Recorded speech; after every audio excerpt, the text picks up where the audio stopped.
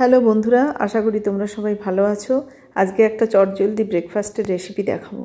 প্রথমে একটা গাজরকে আমি এইভাবে লম্বা লম্বা করে সরু সরু করে আলুর মতো কেটে নিয়েছি। একটা জায়গায় আমি 4 কাপ মতো ময়দা নিয়েছি। এবার তার মধ্যে আমি পরিমাণ মতো নুন মিশিয়ে নিয়েছি।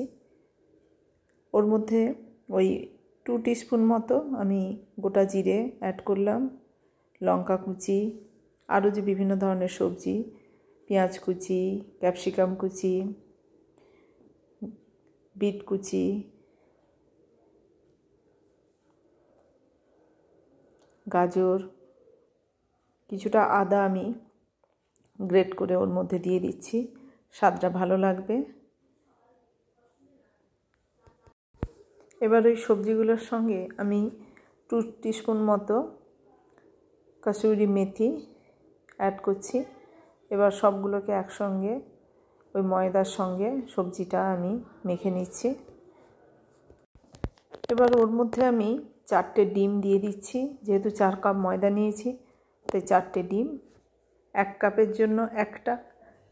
এবার আপনি পরিমাণ মতো যতটা নেবেন, 2 কাপ নিলে 2টো ডিম, আমি 4 কাপ নিয়েছি তাই 4টে ডিম ওর মধ্যে অ্যাড করছি।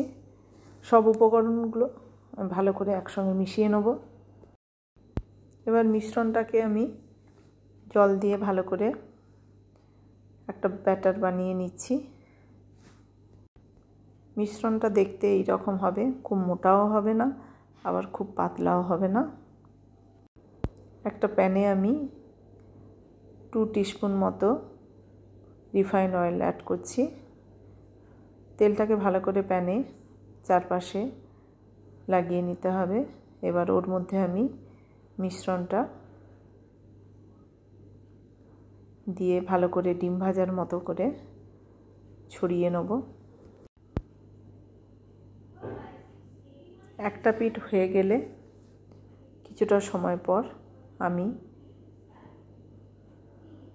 উল্টে ভালো করে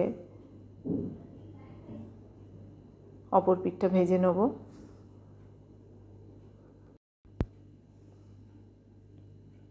দুটো পিঠ ভালো করে ভাজা হয়ে গেলে আমি ওটাকে খুন্তির মাধ্যমে ছোট ছোট 4টে টুকরো করে দিলাম।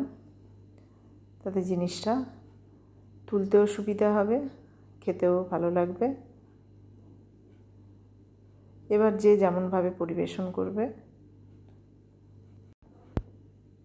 এটা খুব তাড়াতাড়ি বানানো যায় ব্রেকফাস্টে, আর অনেকটা সময় পেটও ভরা থাকে। এটাকে চিল্লা বলে। আপনারা বাড়িতে বানিয়ে আমাকে কমেন্টে জানাবেন কেমন লাগলো। আশা করি ভালো লাগবে। আবার নতুন কোনো রেসিপি নিয়ে দেখা হবে। আজকের মতো টাটা।